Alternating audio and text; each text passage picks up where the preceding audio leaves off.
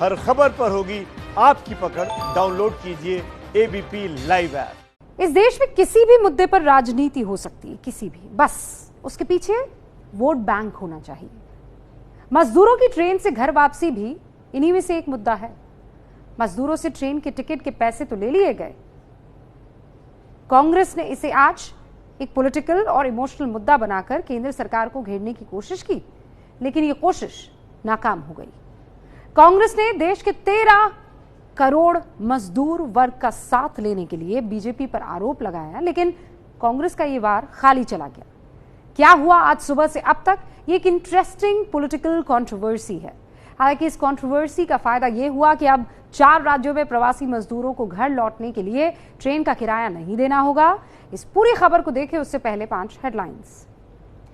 4 राज्यों ने मजदूरों का किराया देने का ऐलान किया। बिहार, मध्य प्रदेश, राजस्थान, छत्तीसगढ़ सरकार किराया देगी। बिहार के सीएम नीतीश कुमार ने कहा, मजदूर पहले 21 दिन क्वारंटीन में रहेंगे, फिर किराए के साथ 500 रुपए अतिरिक्त मिलेंगे।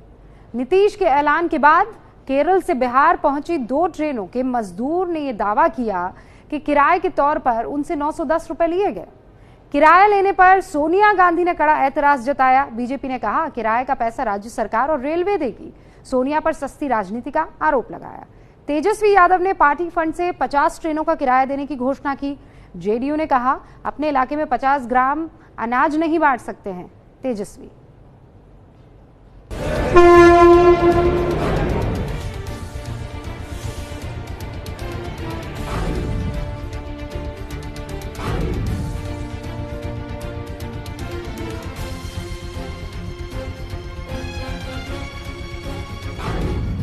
मजदूरों के रेल किराए पर हो रही राजनीति को जानने समझने के लिए कुछ आंकड़ों को जान लेना जरूरी है।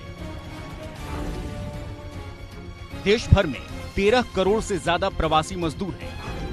पंजाब में रहने वाले 6.5 लाख मजदूर घर वापसी करना चाहते हैं। गुजरात में 20 लाख प्रवासी मजदूर घर जाना चाहते हैं। बिहार के 25 लाख लोग ऐसे हैं जो दूसरे राज्यों में मजदूरी करते हैं। करोड़ों मजदूरों को उनके घर पहुंचा पाना मुश्किल ही नहीं, नामुमकिन है। लेकिन वोट बैंक का दबाव बना तो ट्रेन शुरू हुई, और ट्रेन शुरू होते ही सियासत भी शुरू हो गई, जिसका केंद्र बना मजदूरों से मांगे गए टिकट के पैसे। प्रवासी मजदूर अपने पैसों से टिकट कटवा रहे हैं। इसे भोपाल से संवाददाता ब्रजेश राजपूत ने साबित किया। सबके पास टिकट है और ये सब लोग के पास जो टिकट है 305 रुपए की टिकट है। 315 रुपए की टिकट है, 315 दिया, 305 की टिकट है। ऐसा समझाया जा रहा था कि ये ट्रेन मुफ्त चली है, मजदूरों की रियायत के लिए, मगर ऐसा नहीं है। ट्रेन में सबको टिकट देकर ही सवार होना पड़ा है। आपने टिकट ली? ये टिकट है ना, लिया था ना, 315 दिया था, 305 का टिकट मिला है। अरे तो लग रहा था ये ट्रेन फ्री होगी। अरे पहले बोला था कि फ्री है, लेकिन फिर पैसे लिया बाद में बोला कि टिकट का पैसा मिलेगा तो घर तक जा सकते हो, नहीं तो नहीं मिलेगा जाने का। पहले ये बोला था कि आप लोग रुकिए, हम घर तक व्यवस्था करेंगे, फ्री सेवा मिलेगा। पहले बोला घर लोग फ्री भेजेंगे और फिर 315 टिकट का पैसा लिया। लगा है 305 ट्रेन में कुछ खाने 5 लगा है, 315 लिया। खाना दिया गया ट्रेन में? खाना दिया था ट्रेन में।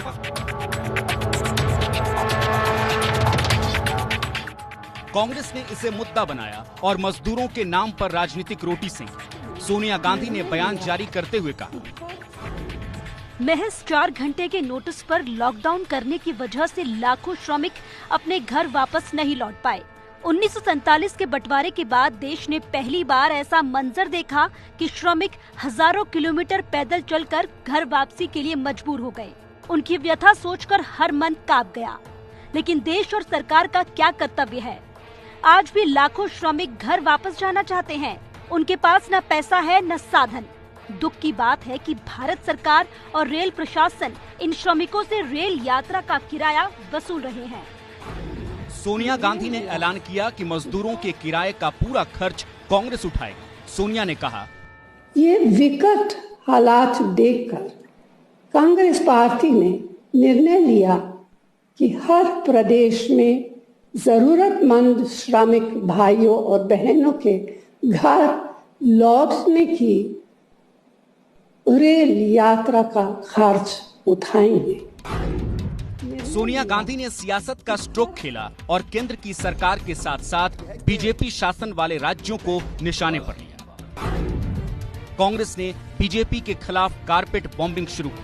सोनिया के बयान के बाद प्रियंका और राहुल ने भी ट्विटर पर सरकार को घेरा। अब बारी थी सरकार की, तो रेलवे ने मास्टर स्ट्रोक खेला, बयान जारी किया।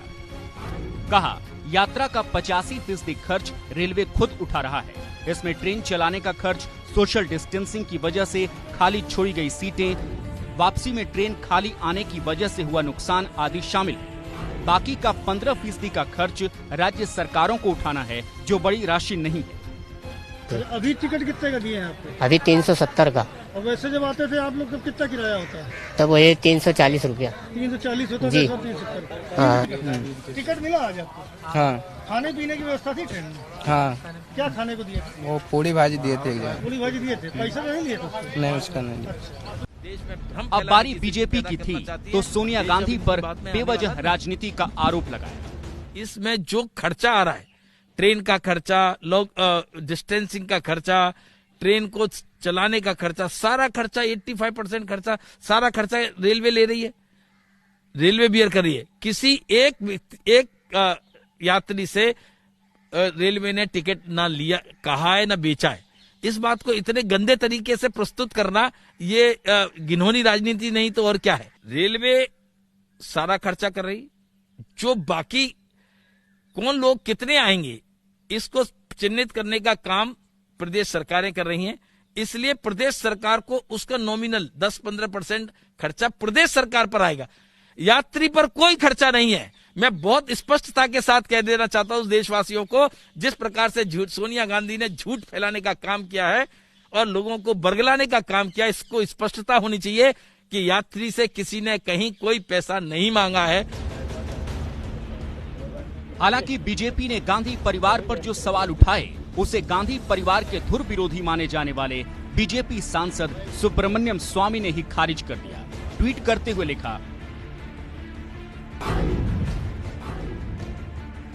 भूखे प्रवासी मजदूरों से रेल किराया वसूलने का केंद्र सरकार का ये फैसला कैसी मूर्खता है। विदेशों में फंसे भारतीयों को विमानों से मुफ्त लाया गया और मजदूरों से किराया लिया जा रहा है। अगर रेलवे वहन नहीं कर सकता तो पीएम केयर्स फंड से पैसा नहीं दिया जा सकता। मजदूरों के टिकट किराए पर सुबह से जो हंगामा शुरू हुआ, उसका बड़ा असर भी दिखने लगा। राजस्थान, छत्तीसगढ़, मध्य प्रदेश और बिहार ने मजदूरों का किराया देने का ऐलान किया। जब वो निकलेंगे 21 दिन के बाद, तो आने में उनको जितना भी खर्च हुआ बाहर से, और उसके अलावे 500 रुपया और राज्य सरकार उनको देगी, और मिनिमम 1000 रुपया हर व्यक्ति को जो बाहर से आएंगे उनको दिया जाएगा। बिहार पहुंचने वाले मजदूरों को पहले 21 दिनों के क्वारंटीन में रहना होगा, उसके बाद उन्हें पैसे मिलेंगे। हालांकि नीतीश कुमार के बयान से ये भी साफ नहीं हो पाया कि मजदूरों को कितना पैसा मिलेगा, क्योंकि ये गणित अब भी 85 और 15% में उलझा हुआ है। लेकिन सवाल बरकरार है, जब राज्य सरकार और रेलवे किराया देने को तैयार है, तो मजदूरों को अपनी जेब से पैसा क्यों खर्च करना पड़ा? क्या जिन मजदूरों ने अपने पैसे से टिकट खरीद लिए, अब उनका पैसा राज्य सरकार वापस करेगी? और क्या एनडीए राज्यों को अब इसलिए सामने आना पड़ा कि कहीं इस विवाद का फायदा कांग्रेस को न मिल जाए?